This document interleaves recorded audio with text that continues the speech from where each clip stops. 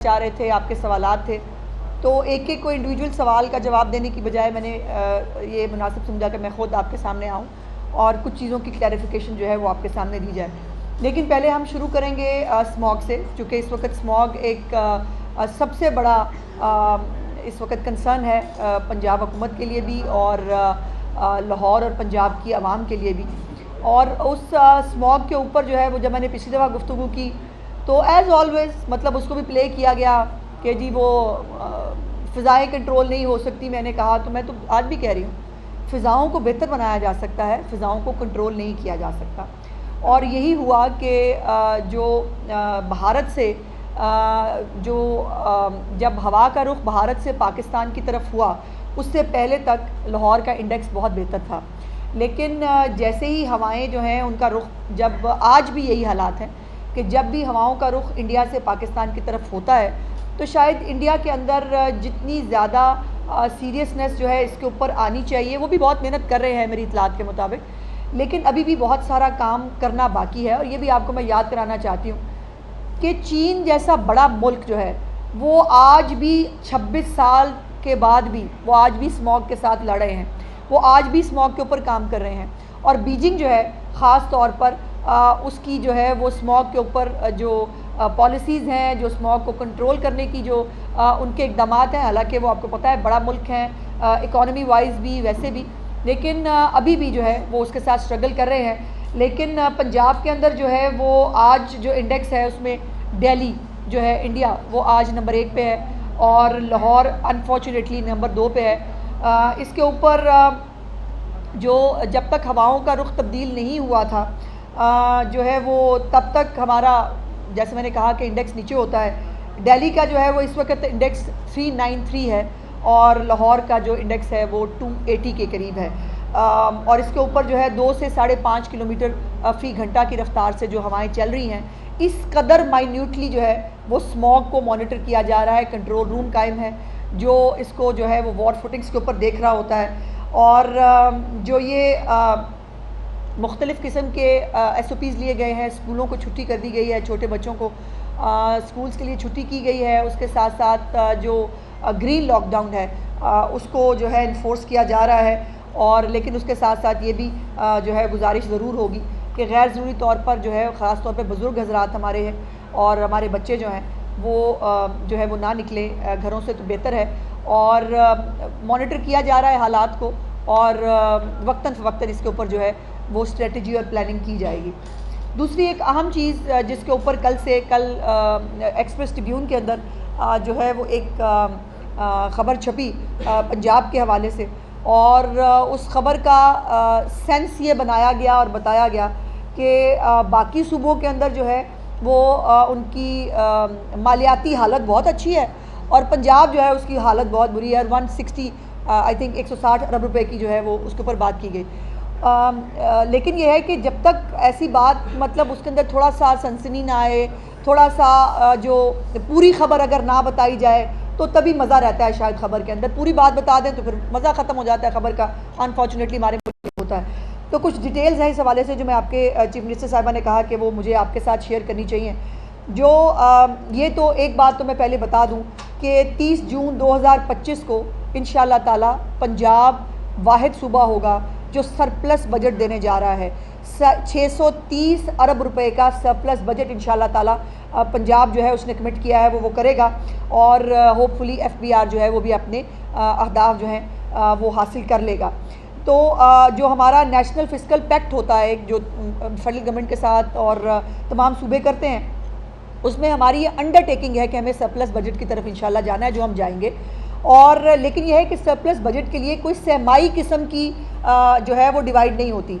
ये हर एक हुकूमत का, सूबाई हुकूमत का अपनी फिस्कल मैनेजमेंट करने का अपना तरीक़ाकार होता है।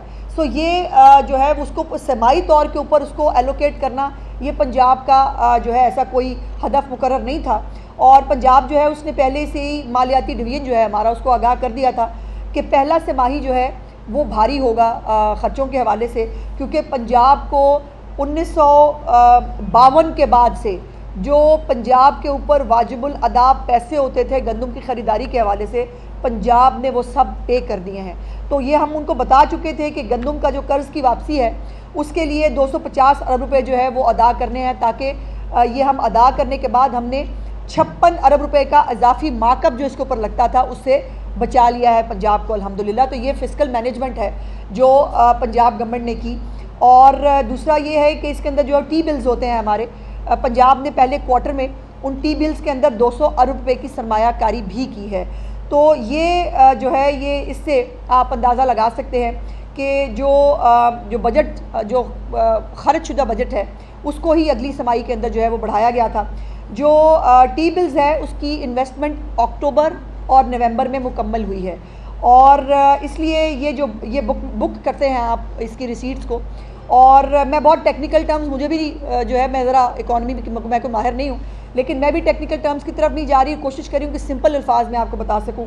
और 207 अरब रुपये जो है वो सेकंड क्वार्टर की जो है वो उसके ऊपर जो है रिसीट्स के तौर के ऊपर इसको रखा गया है। ये अक्टूबर और नवंबर में मैच्योर हुई हैं हमारे टी बिल्स, और इस तरह से ये एक हमारी फिस्कल मैनेजमेंट है। दूसरी बात यह है कि टी बिल्स जो हैं वो इन्वेस्टमेंट में IMF जो है वो टी बिल्स को इन्वेस्टमेंट के तौर पर जो है वो कैश बैलेंस के तौर पर लेता है किसी सूबे की। तो ये जो कैश बैलेंस है हमारा टी बिल्स की शक्ल में ये उसका हिस्सा है, लेकिन अनफॉर्चुनेटली इसकी वजाहत ख़बर की रिपोर्ट में नहीं दी गई। अगर ख़बर की रिपोर्ट में ये डाल दिया जाता तो ये कन्फ्यूजन जो है क्रिएट ना होता और मुझे आपको ज़हमत ना देनी पड़ती। दूसरी बात यह है कि जो 200 अरब रुपये की सरमायाकारी है उसको भी अगर हम पंजाब के कैश बिल में शामिल कर लें तो पहली तिमाही ही सरप्लस है। सो ये बात को समझने की कोशिश करें कि हमारे पास एक किटी है, उस किटी को हमने मुख्तलिफ हिस्सों के अंदर जो है वो प्लान किया है। और चीफ मिनिस्टर साहबा का ये कहना कि अखराजात के ऊपर जितना कंट्रोल पंजाब गवर्नमेंट ने चीफ मिनिस्टर साहबा की ज़रिए निगरानी किया है वो इससे पहले शायद कभी नहीं था। ट्रांसपेरेंसी, मुख्तलिफ और हेड्स के साथ मुख्तलिफ नए अकाउंट्स खोल कर एक बहुत क्लीन और नीट जो है वो फिस्कल मैनेजमेंट जो है वो की गई है। और जैसे मैंने कहा कि ये सरमायाकारी जो टी बिल्स में हमने की है 200 अरब रुपए की, ये उसमें डालें तो 160 अरब रुपए की खबर वैसे ही ख़त्म हो जाती है और ये खबर बनती नहीं है। लेकिन मैंने जैसे कहा कि अगर पूरी खबर आ जाए तो फिर वो खबर नहीं बनती।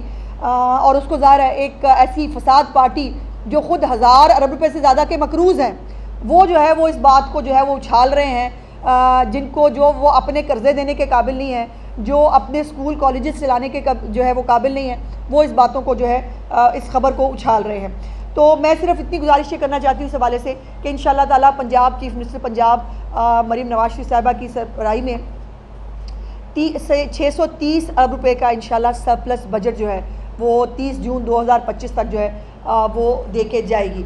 तीसरी अहम बात जो मुझे पता है कि आपने पूछनी है, उससे पहले ही मैं जो है वो बात कर लेती हूँ, वो है PIA को ख़रीदने की जो है वो एक ख़बर चली और उसके ऊपर कहा एक शुरू बात हुई कि जब कायद मियाँ नवाज शरीफ साहब ने अमेरिका के अंदर जब वो अपने पार्टी के कुछ लोगों से कारोबारी हजरात से गुफ्तगू कर रहे थे तो वहाँ पर एक कंप्लेंट उन्होंने की कि जी हम बहुत रुल जाते हैं जब हम पाकिस्तान से वापस आते हैं और हमारे पास कोई डायरेक्ट फ़्लाइट्स अवेलेबल नहीं होती। PIA के जो हालात हैं वो आपके सामने ही है, इसीलिए PIA जो है उसकी प्राइवेटाइजेशन जो है वो की जा रही है। पहले मरहले पर वो जो है वो उसके अंदर जो बोली हुई उसके ऊपर गवर्नमेंट को यकीनन उसके ऊपर वो कन्विंस नहीं थी। तो ये PIA का एक प्रॉब्लम तो है ये डायरेक्ट फ़्लाइट्स का। वो टेकअप हुआ तो उसके ऊपर जो है वो कायद ने कहा, उन्होंने कहा कि ये बात अंडर डिस्कशन आई थी कि अगर PIA बिकने जा रही है तो क्या हम वो ख़रीद सकते हैं, लेकिन उन्होंने ये कहीं नहीं कहा कि हम ये ख़रीदने जा रहे हैं। और मैं भी पंजाब गवर्नमेंट की तरफ से ये बात कैटेगोरिकली आपको के सामने गुजारिश करना चाहती हूँ कि पंजाब हुकूमत का कोई इरादा जो है वो PIA को ख़रीदने का नहीं है। लेकिन उसके साथ साथ अगर सूबों की फ़िस्कल इतनी उनके पास कैपेसिटी हो, और दूसरा ये है कि यकीनन हुकूमतों का काम कारोबार नहीं करना होता, लेकिन कारोबार के हालात को साजगार बनाना हुकूमत का काम होता है। और इसके लिए अगर सूबे, कल मैंने गवर्नर सिंध को सुना, वो भी कह रहे थे कि कराची के जो ताजिर हैं वो भी PIA के लिए इंटरेस्टेड है। बहुत अच्छी बात है, ये हमारी एयरलाइन को पैरों पे खड़ी हो जाए, दोबारा से वही PIA बन जाए जिसने एमिरेट्स को और कतर को बनाया था। तो इससे बड़ा दिन हमारे लिए हो नहीं सकता। तो कोई भी सूबाई हुकूमत अपने तौर के ऊपर अपनी एयरलाइन को लॉन्च कर सकती है, लेकिन फ़िलहाल ऐसी कोई जो है वो तजवीज़ अभी जो है वो ऐसी मौजूद नहीं है। और कायद नवाज शरीफ साहब ने भी यही कहा कि अगर इस पे इम्प्लीमेंट हो जाए, जो एयर पंजाब की उन्होंने बात की कि अगर इस पे इम्प्लीमेंट हो जाए तो बहुत इससे हालात बेहतर हो सकते हैं। तो यही हम कह रहे हैं कि अगर एक अच्छी एयरलाइन, वो कोई भी एयरलाइन हो, PIA अगर दोबारा जो है वो प्राइवेटाइज होकर वो अपने पैरों पे खड़ी हो जाए, नथिंग लाइक इट। अगर कोई और सूबा जो है वो कारोबारी अफराद और वो सूबे के लोग जो हैं वो मिलकर अगर जो है वो एक एयरलाइन जो है वो बनाने के काबिल हों, नथिंग लाइक इट, तो उसमें भी कोई प्रॉब्लम नहीं है। लेकिन ये बात कि जो है वो PIA पंजाब गवर्नमेंट ख़रीदने जा रही है, कतई तौर पर नहीं है। दूसरी एक लतीफ़ा मैंने सुना, एक मैंने ख़त पढ़ा, वो KPK से आया था कि जी वो PIA ख़रीदना चाहते हैं। तो थोड़ी देर तो मैं सोच में पड़ गई कि ये किन जहाज़ों की बात करें। इनको शायद पता नहीं कि PIA में उड़ने वाले जहाज़ होते हैं, और PIA जो है वो पाकिस्तान इंटरनेशनल एयरलाइन है। तो ये पता नहीं कौन सी PIA समझ रहे हैं। तो जिनके पास, जैसे मैंने कहा, 1000 अरब रुपये से ज़्यादा के मकरूज़ जो सूबा है, जिनको जो है वो यूनिवर्सिटियाँ बेचनी पड़ती हैं, जिनको ज़मीनें बेचनी पड़ती हैं, जिनको और जो है वो या तो ये ज़मीनें बेची जा रही हों किसी इन्वेस्टमेंट के लिए, किसी प्रोजेक्ट के लिए, तो और बात है। यहाँ पर अपने जो है वो तनख्वाहें देने के लिए जो है वो इनको जो है वो ये करना पड़ता है। उन्हें वो चले हैं जी PIA के जहाज़ खरीदने। तो मैं उनको गुजारिश करना चाहती हूँ कि भाई ये मतलब मजाक की बात नहीं है, PIA में जो है उड़ने वाले जहाज़ होते हैं। और दूसरी बात यह है कि ये एक वो भी मैंने सुना, पता नहीं कौन से कभी कहते हैं वो तर्जमान हैं, कभी नहीं है, बहरहाल वो पता नहीं है कि नहीं, जो भी हैं, वो मैंने सुना कि वो कह रहे हैं कि जी मरियम नवाज़ जो है वो गंडापुर को कॉपी करती हैं। अल्लाह की, मतलब खुदा का खौफ करो भाई, मतलब इतने वो जो है वो लतीफ़ों वाली बातें और इतनी फजूल बातें मत करो कि लोग जो है वो अपनी हंसी भी कंट्रोल ना कर सकें। मरियम नवाज़ जो हैं वो उन्होंने आपको बताया कि 12 रुपये की रोटी करते हैं। आपने नकल मार के वो कह तो दिया कि हम करेंगे, आज तक KPK के अंदर 12 रुपये की रोटी इम्प्लीमेंट नहीं हो सकी। फिर मरियम नवाज़ जो है वो एयर एम्बुलेंस ला रही थी, तो प्रोपेगेंडा शुरू हो गया कि जी एयर एम्बुलेंस अमीरों के लिए आ रही है, ये अपने लिए ये आ ही नहीं सकती, ये हमारा प्रोजेक्ट है, हमारा प्रोजेक्ट था तो कर लेते पूरा। ये परवेज़ लाई के दौर से चला, बुज़दार से होता होता जो चीज़ इनसे नहीं हो सकती थी ना, नहीं हुई, उसको इम्प्लीमेंट मेरी वज़ीर आला ने किया और उसने करके दिखाया। अब एयर एम्बुलेंस की नकल इन्हों भी बीमारी, इन्होंने कहा हम भी KPK के अंदर एयर एम्बुलेंस लाएंगे। इनके पास अपनी एम्बुलेंसेज जो हैं और अपनी जो मुझे हाँ ये भी पता चला, वो जो एक आग लगी थी, बहुत खौफनाक आग लगी KPK के अंदर, वहाँ पर उनकी जो एक तो उनके पास वो जो सारे इनकलाब लेने के लिए निकली थी सारी फायर फाइटिंग की जो मशीनें हैं वो वापस नहीं आ सकी। जो कोई हैं थी उनके अंदर डीज़ल डलवाने के पैसे नहीं थे, इन्होंने डीज़ल नहीं डलवा सके उन जो है वो अपनी गाड़ियों के अंदर। तो ये हालात और वाक़यात है और बातें सुने इनकी कि ये जो है वो मरियम नवाज़ इनकी नकल करेंगी, अल्लाह की शान है। नकल जो है वो मरियम नवाज़ ने इलेक्ट्रिक बाइक्स दी हैं, मरियम नवाज़ ने लैपटॉप्स दिए हैं, किसान कार्ड दिया है, मरियम नवाज़ कैंसर हॉस्पिटल बनाने जा रही हैं, पाकिस्तान का पहला पब्लिक जो है वो सेक्टर का 1000 बेड का जो है वो कैंसर हॉस्पिटल वो बनाने जा रही हैं। जिस कैंसर हॉस्पिटल पे आप अपनी सियासत चमकाते हैं उसकी ज़मीन भी जो है वो मियाँ नवाज शरीफ साहब की दी हुई है, और उसमें 50 करोड़ रुपया भी मियाँ शरीफ साहब की जो है वो फैमिली का है। कैंसर की अद्वियात, TB की अद्वियात, हेपेटाइटिस की अद्वियात जो है वो उन्होंने लोगों के घरों पर पहुँचाई हैं। फील्ड हॉस्पिटल्स जो हैं वो शुरू किए हैं, PIC2 नया बनने जा रहा है इंशाल्लाह ताला। ये बता दें कि इनमें से कौन सा मंसूबा जो है गंडापुर ने अपने जो है वो सूबे में बनाया है। इनके सूबे में 11-12 साल से हुकूमत है PTI की, कोई नया हस्पताल, कोई नया स्कूल ये बनाने के काबिल नहीं है। और मुंह उठा के कह देना है कि जी मरियम नवाज़ जो हैं वो गंडापुर की जो है वो नकल कर रही है। जो गंडापुर जो हरकतें करते हैं, माफ़ करें, वो औरत तो क्या एक ज़ीशोर इंसान भी नहीं कर सकता, ना उस तरह की ज़बान बोल सकता है, ना उस तरह की हरकतें कर सकता है, ना उस तरह के शौक़ हो सकते हैं। तो ये गंडापुर अपनी नौयत का एक अलहदा ही एक नमूना है जो अल्लाह पाक ने भेजा है, और वो वही हो सकता है। बहुत बहुत शुक्रिया जी। मैडम ये बताएं कि आज कमरा अदालत में साबिक खातून अव्वल की जानिब से सिस्कियाँ और आहें देखने को मिली हैं, और वो उन्होंने कहा है कि वाकई हमारे साथ जो है वो नाइंसाफ़ी हो रही है उनके शोहर के साथ, पानी PTI के साथ और उनके साथ। क्या वाकई नाइंसाफ़ी कर रहे हैं आप लोग और ये अदालतें सारी? मुझे अफसोस हुआ जी, जब मैंने भी देखी ये ख़बर तो मुझे बहुत अफसोस हुआ कि वो आबदीदा हो गई। लेकिन वो मुझे फिर अनफॉर्चुनेटली कहना पड़ेगा कि उनको मरीम नवाज़ जैसी हिम्मत और ताकत जो है वो हासिल करनी पड़ेगी।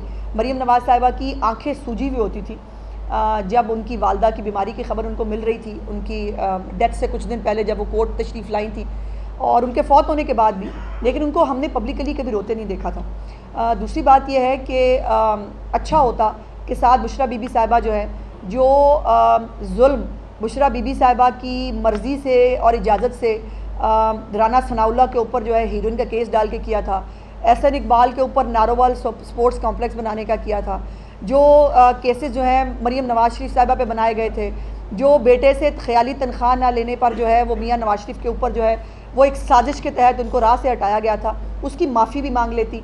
चले माफ़ी हमसे क्या मांगनी, अल्लाह पाक से मांग ले और जो है वो अपने गुनाहों की जो है माफ़ी अल्लाह पाक से तलब करे, अल्लाह उनके जो है वो तकलीफ़ों को आसान करे। मैं तो दुआ ही कर सकती हूँ, लेकिन सवालात के जवाबात तो उनको देने पड़ेंगे। जो तोशा खाना का सेट, जिसकी एक ऑडियो भी आपको याद है कि घर में जो चीज़ें आ रही होती हैं उसकी कोई चेकिंग नहीं करते, जो घर से बाहर जाती हैं सिर्फ उनकी चेकिंग करते हैं।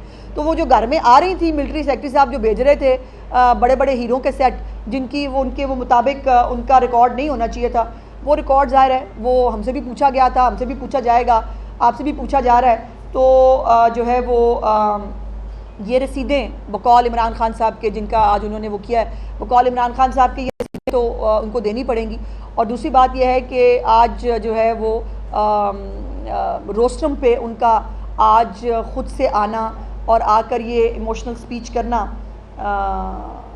अच्छी स्ट्रेटजी है। अच्छा मैडम ये बताइएगा कि स्मोक के हवाले से जो पंजाब गवर्नमेंट ने कहा था और मरीम साहब ने कहा था कि कमेटी तब्दील देंगे और वफद जो जाएगा तो उस पर पंजाब गवर्नमेंट क्या कहाँ वफद जाएगा?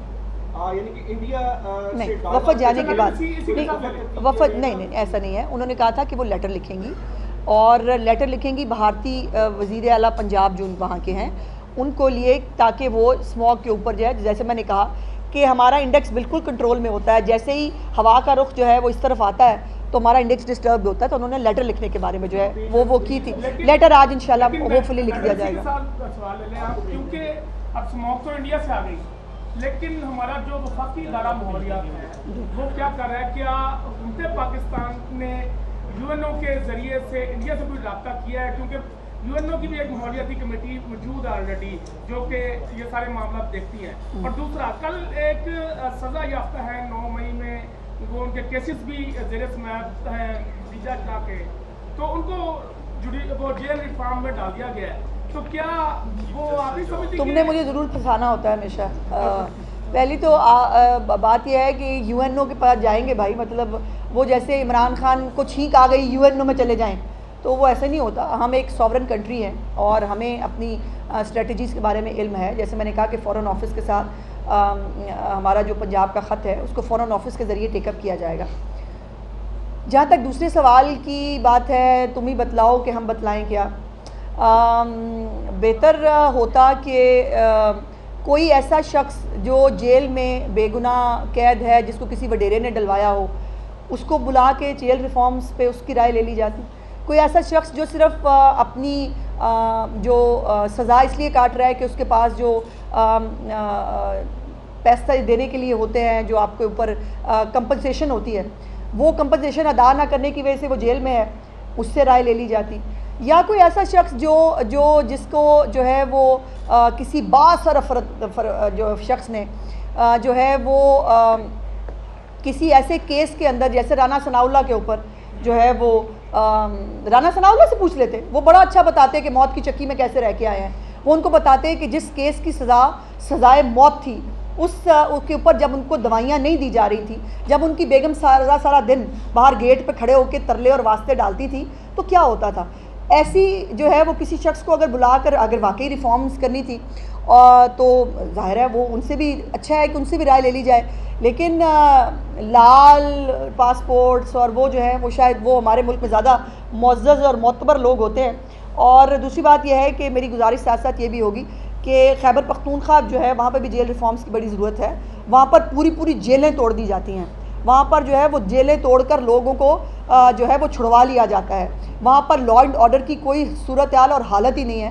तो जो है वो जेल रिफॉर्म सिर्फ पंजाब में होनी चाहिए या बाकी जगह पे होनी चाहिए। जेल रिफॉर्म्स एक्चुअली काम किसका है, ये भी इंपॉर्टेंट बात है।